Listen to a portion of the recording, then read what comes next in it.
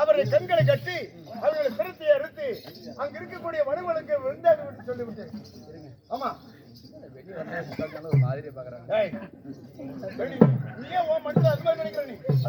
நினைக்க மாட்டான். அதனால ஏனென்றா காட்டுக்கு வேட்டைக்கு சென்றவர் அதாவது அவர் கண்களை கட்டி அவர்களை சிரத்தை எடுத்து அங்கு இருக்கக்கூடிய விலங்குக்கு விருந்துட்டு வர சொல்லிவிட்டு அவங்க 2 பேர் ரத்தத்தையும் சொல்றாங்க.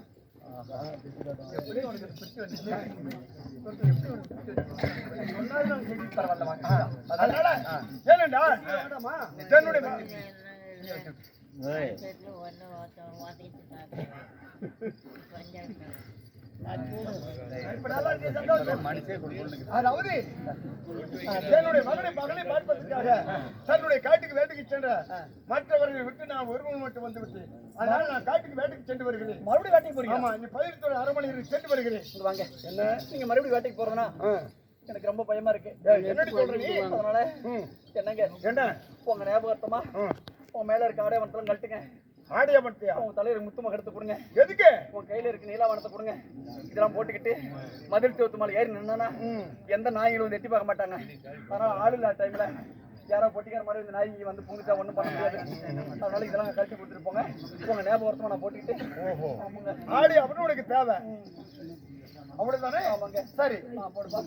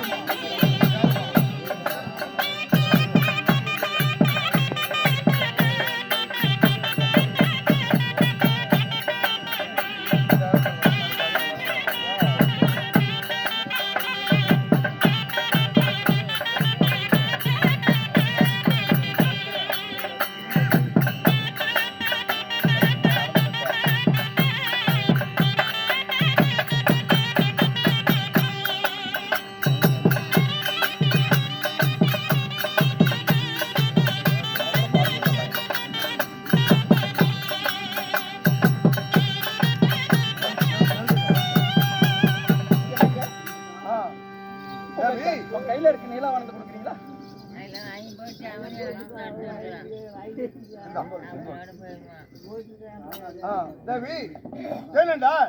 நீ கேட்டபடியே என்னுடைய ஆடி ஆவணம் என் கையில் இருக்கக்கூடிய அந்த மணிமந்திரவாள் அனைத்து உணர்த்து கொடுத்து விட்டேன். நான் சென்று வருகிறேன். என்ன நீ அமரு சுமாதாரத்து 2 மணி அமரலாமா? ஓ இவ்வளவுதான் ஆசை. அமரு.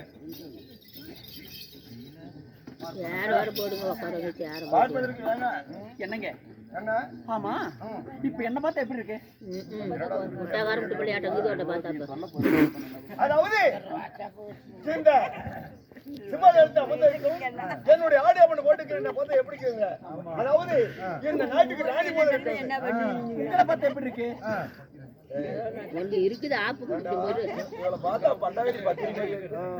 அதாவது என்னை பார்த்தா எப்படி இருக்கிறாங்க? அதாவது ஏழையோட ஏழையாக இருந்தாலும் என்னை பார்த்தா ஒரு பிச்சைக்காரமா இருக்கும். என்ன பார்த்தா மகாராணி பட்டத்தரசு போல் இருக்கு. ஆமா. உங்களை பார்த்தா பிச்சைக்காரன் போல், ஆண்டி போல், தாசம் போல் இருக்குது. இப்படிதானே? ஆமா. எங்க என்ன ஒரு சில கேள்வி கேட்கலாமா? என்ன கேள்வி கேட்க போறேன்? இந்த பஞ்சிகாரி பட்டியல ஒருத்தன் திருடி போறான், கொள்ளை அடிச்சு போறான், அவனுக்கு என்ன தண்டனை? ஓஹோ, நாடு அடிப்படை வேண்டுதானே? அப்படி ஒரு தவறு செய்து விட்டால் தண்டனை எடுக்க கேட்கிறாய். அப்படி ஒருவன் பொருளை அவனுடைய சம்மதம் திருடினால் அவர் 2 கரங்களில் துண்டிக்கப்பட வேண்டும். அப்பதான் அடுத்தவன் திருட மாட்டான். 2வது குற்றம், ஒருத்தன் கண்ட பெண்களை கற்பல் செல்ற ஒண்ணு மாதிரி அவனுக்கு என்ன தண்டனை? அதாவது ஒரு பெண்ணுடைய விருப்பத்துக்கு இல்லாமல் அவளை களவாடினால் அவருக்கு என்ன தண்டனை கேட்கிற? அவர் கண்கள் தோண்டப்பட வேண்டும். எங்க 3வது குற்றம், பெற்ற மக்கள் என்று தெரியும்படிக்கு கொஞ்சம் கூட ஈவருக்கு இல்லாம குலத்துரோகி கொடிய வஞ்சகன் நன்றி கெட்ட நாய் 2 பிள்ளைங்களையும் ஓயாங்கானத்தை கொண்டு வெட்ட சொல்லி விட்டா அவனுக்கு என்ன தண்டனை? ஓஹோ, அதாவது ஒருவன் தவறு செய்தா தண்டனை கொடுக்கலாம். அப்படி ஒருவன் தவறு செய்தால் அவனுக்கு எப்படி தண்டனை தெரியுமா? 2 பிள்ளைங்க தவறு செய்யாத பிள்ளைகளை ஓயா கானகத்தை கொண்டு போய் வெட்ட சொல்லி தவறே செய்யாதவரை வெட்ட சொன்னால் அந்த வெட்ட சொன்ன மனிதனுக்கு என்ன தண்டனை? அதாவது நீதி தவறாமல் ஆளக்கூடிய மன்னன் அப்படி நீதி தவறு மாற்றி நடந்து விட்டால் என்ன தண்டனை கொடுப்ப நிற்கிறார்? அவனை அழிக்க கூடாது. அதாவது தன்னுடைய ஆடியவனை கலைத்தும் எப்படி ஆடியவனை கலைத்து கையில ஒரு ஓட்டை கொடுத்து ஒரு ஊன்றுகோல் கொடுத்து ஒவ்வொரு வாதியாக அடி சித்தவை செய்து அவனை நாடு கடத்த வேண்டும். அப்படி நாடு கடத்தினால் அவன் என்ன தண்டனை செய்தான், ஏன் அவனுக்கு தண்டனை கொடுத்தார் அப்படி சொன்னால் இதுபோல் தான் செய்தான். தன்னுடைய பிள்ளைகளுக்கு தவறான முடிவு சென்று விட்டான். அதனால்தான் தண்டனை சொன்னால் மற்றவர் தண்டனை செய்ய மாட்டான், மற்றொரு அரசன் திருந்துவான். ஆமா, அப்படிதான் தண்டனை கொடுக்க வேண்டும். கொஞ்சம் கூட ஈவருக்கிறபடிக்கு பெற்ற மக்கள் தவறே செய்யாத ஒரு தவறு சென்ற நினைத்து எவ்வளவு ஒருத்தி ஒரு பேச்ச கேட்டுக்கிட்டு தவறு செய்ய நினைத்து அவன் ஓயாங்கானத்தை கொண்டு வெட்ட சொல்லி விட்டுருக்கான். அவனுக்கு தண்டனை கையில ஒரு ஓட்டை கொடுத்து கையில ஒரு தடி கொடுத்து ஆண்டி போல் தாசம் போல் பிச்சைக்காரன் போல ஊர் ஊரா சத்திரமா வாங்கி தின்ட்டே போகணும். அடி ஓத வாங்கி அப்படித்தானே இதோடைய ராச கட்டளை? அப்படித்தானே இதோடைய ராச கட்டளை தானே?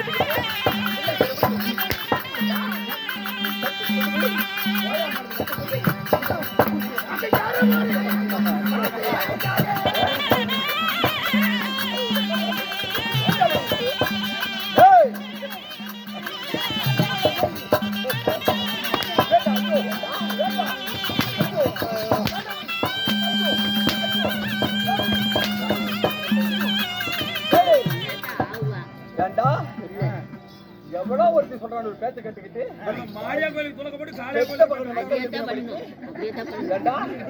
ஓயாங்கானத்தை போட்டு வெட்ட சொன்னீங்க. நீ என்ன செய்ய மாட்டே? இன்னைக்கு அவங்களை செய்வ, நாளைக்கு என்ன செய்வ? நீ எதெல்லாம் செய்வ? இதுக்கு மேல இந்த நாட்டை உனக்கு 5 நிமிஷம் ஓடாத சொல்றேன். நாட்டை விட்டு போற என்னுடைய தன்னுடைய மகன் கரம் எடுத்து நிறுத்தான். பாடி என்று போடி என்று கேவலமான பாட்டி பேசுறானே.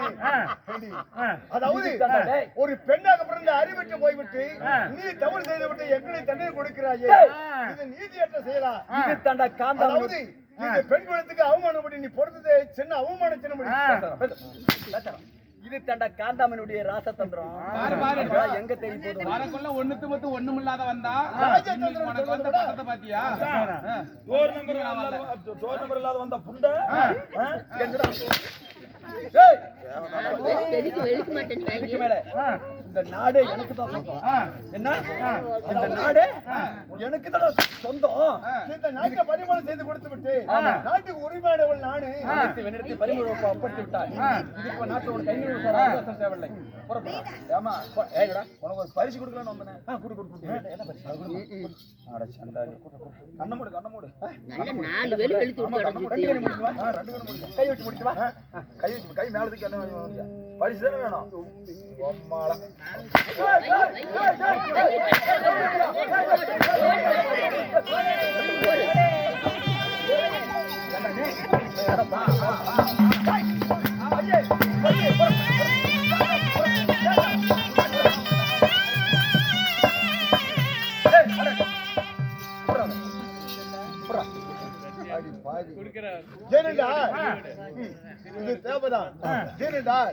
ஒரு பெண் மரியாதை கொடுத்து உன்னை திருமணம் முடித்தது என்ன நான் அப்பயே சொன்னேன் வேணாண்டா அந்த புண்டை வேணாண்டான்னு கேட்டியா அப்பா புடிச்சு ஊம்பு புடிச்சு கேப்பீங்களாடா நீங்க?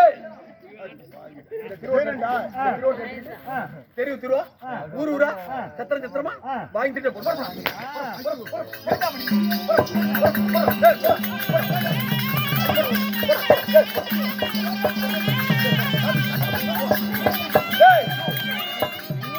நாட்டு எண்ணெயில ஒண்ணு பார்க்கக்கூடாது. நான் கொலகாரி மாறி போயிருவேன். இவன் டேய் பாரு நான் கொலகாரி மாறதுக்கு முன்னாடி இவன் ஓடி போயிரு சொல்லு. இல்ல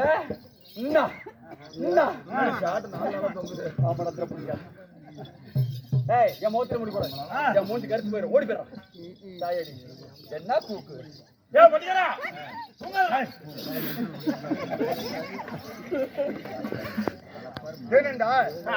அதாவது நான் முதன்மை சொன்னேன் என் மக்களிடத்தில் மறு திருமணம் செய்த குறைபாடு நேர்ந்து விட வேண்டாம்.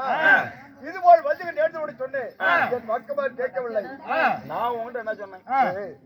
என்னுடைய மகளுக்காகவும் சிற்றனை தேவை தந்தையே அப்படி கொடுத்தால்தான் நாட்டை முடிச்சுட்டுக் கொள்வேன். நான் திருமணம் முடித்துக் கொள்வேன் பிடிவதமாக சொன்னார். பெண்கள் கனவை பிடிவதற்கு சொல்லி நான் இதுபோல் திருமணம் செய்ததுக்காக எனக்கு தண்டனை கொடுத்து விட்டார். இருந்தாலும் இந்த நாட்டில் இருந்தால் என்னை போல் மன்னர்களை இழிவான பேசுவார். அதனால் ஒவ்வொரு நாடாக சென்று நாம் அயல்நாட்டை வாழ்ந்து பிடித்துக் கொள்வோம். ஒருபோதும் இருக்கக்கூடாது. என் மகனும் இல்ல என் மகனும் இல்ல. அப்படி இருக்க நான் மட்டும் ஏன் இந்த நாட்டில் இருக்கணும்? நானும் புறப்பட்டு செல்கிறேன். வாங்க பஞ்சுகள் ஊருக்குள்ள போய் ஒரு ரூபா 2 ரூபா காய்ச்சி வாங்கிட்டு ஊடு போய் சேர்ப்போம்.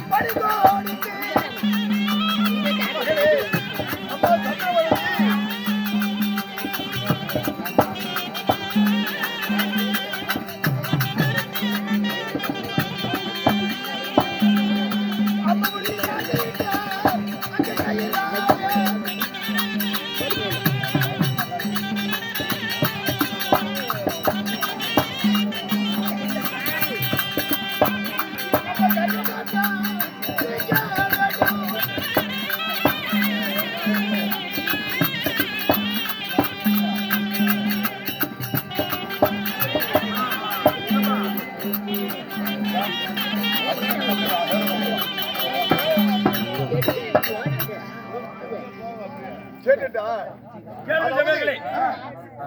பெத்த மகன் என்று பாராமல் அம்மா அம்மா தனக்கு தண்டனை கொடுத்து உட்காருங்க அண்ணா. அந்த தேவடைய முடியும் சித்திரவதை பண்றதெல்லாம் உட்காருங்க.